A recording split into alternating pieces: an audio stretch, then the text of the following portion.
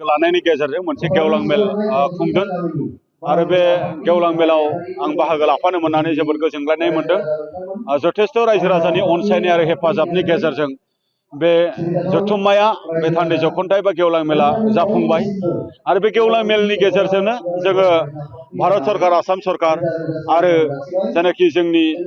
नखर बिफान भारत सरकारनि बिथांमोननिसिम जोङो खावलायदों जे जेनाखि बिटिआर गोजोन गोरोबथायाव थानाय माखासे जे दफाफोर बे दफाफोरखौ भारत सरकारा जेरैबायदि मोनसे टाइम बाउन्ड इमप्लिमेन्टेसन खालामनायनि थाखाय रुफाइन खालामनांगौनि थाखाय जे जोंनो खोथा होदोंमोन बे खोथाखौ गोसोआव लाखिनानै जेन बिथांमोना थाबैनो जेनाखि जोंनि बिटिआर गोजोन गोरोबथा बेखौ मावफुंजोबनानै होयो। बेखौ मावफुंनायनि गेजेरजों कार्बि आंलंनि हाजोआरि एसटि बर'फोरनि जेनाखि मोनथाय जेनाखि हास्थायबाय थादों बेखौ मोनहोनाय लोगोसेयै जेनाखि जोंनि 125 आमेन्डमेन्टनि गेजेरजों जेनाखि समस्ति बारायनाय बा जेनाखि जोंनि बिटिआरसिम जेनाखि मोनसे डाइरेक्ट फान्डिं जेनाखि मोननायनि जेनाखि राहा लोगोसे जोंनि माखासे डिपार्टमेन्ट बेवहाय साबजेक्ट माने एडिशननि बाथ्रा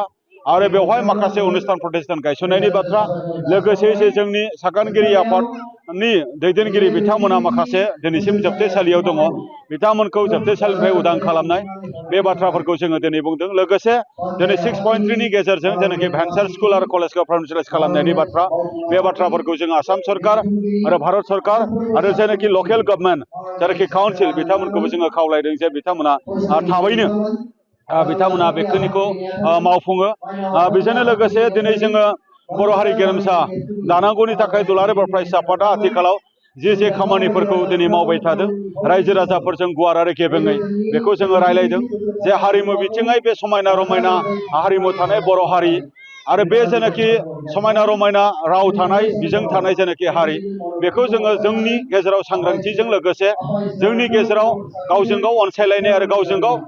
बोजबलायनाय आरो नाजावलायनायनि गेजेरजों जोंनि राव हारिमु थुनलाइखौ मुलुग दरबाराव गायसनहैनांगौनि थाखाय बेवहाय गोथौ आरो गुवारै रायजो राजाफोरजों बेवहाय सावरायलायनाय जायो। लोगोसेयै सोलिफुबाय थानाय जेनाखि दाब दाब ओनसोलाव दिनै पिकनिक स्पट बा फेस्टिभेल बा मेलानि गेजेरजों दिनै बांद्राय जौ जुवाया जायगा मोननाय आरो लोंनाय जानाय बायदि मैया थासारिफ्रा जायगा मोननाय जाउनाव जोंनि भबिष्यत जानाखि सम्पद जानाखि इयुननाखि सम्पद जोंनि लाइमोनफोरा दिनै जाब्रथाय जानानै जिउ गोमानाय बा जिनाहारि जानानै दिनै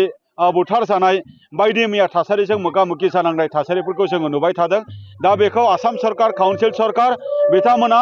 जेन माने स्ट्रिक्टलि बेखौ थाबैनो बन्द' खालामो जोङो बे जथुम्मानि गेजेरजों जोङो खावलायदों। लोगोसेयै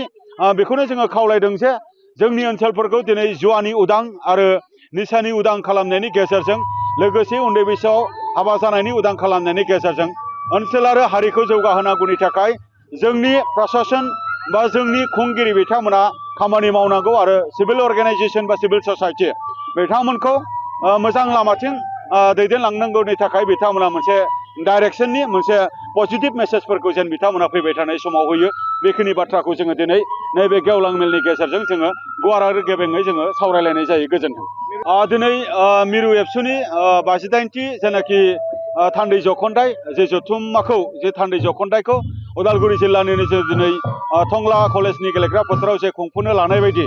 बिनि जेनाखि खुंफुंनांगौनि थाखाय जेनाखि बानजाय आफाद जोङो दानानै लानाय जादों। बानजाय आफादा जथेस्थ' दुखु खस्थ'नि गेजेरजों दिनै बिथांमोना जिखिनि प्रिपारेसन बा प्रस्तुति बा लाहार फाहार खालामनो गोनां दङ बेखौ खालामबाय थादों। बे जथुम्माखौ खुंनांगौनि थाखायनो जोङो 4 तारिखआव गाहाय खुन्थिया गायसननायनि जिखिनि मोनसे हाबाफारि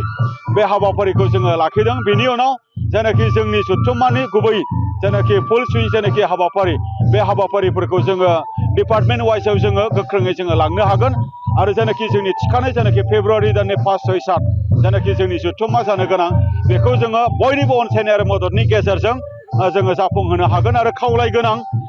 दुलाराय बर' फरायसा आफादा जिहेथु दिनै हारिनि रैखाथि आरो थामोनथानि थाखाय खामानि मावबाय थादों आरो दिनै गोरोबथा मावफुंनायनि थाखाय खामानि मावबाय थादों सोलोंथाइनि थाखाय खामानि मावबाय थादों। बे जथुम्मानि गेजेरजों फैबाय थानाय समाव गोलाव सम खामानि मावलांनांगौनि थाखाय बे जथुम्माया ओंथि गोनां जानो हायो। बेनि थाखाय नोंथांमोननि अनसायनाय आरो हेफाजाबखौ जोङो खावलायहरबाय जे नोंथांमोना आखाइ फोलावहरो। आङो दिनै दुलाराय फरायसा आफादनि जानानै आरो बानजाय आफादनि जानानै आं आर'ज गाबहरो। गोजोन्थों।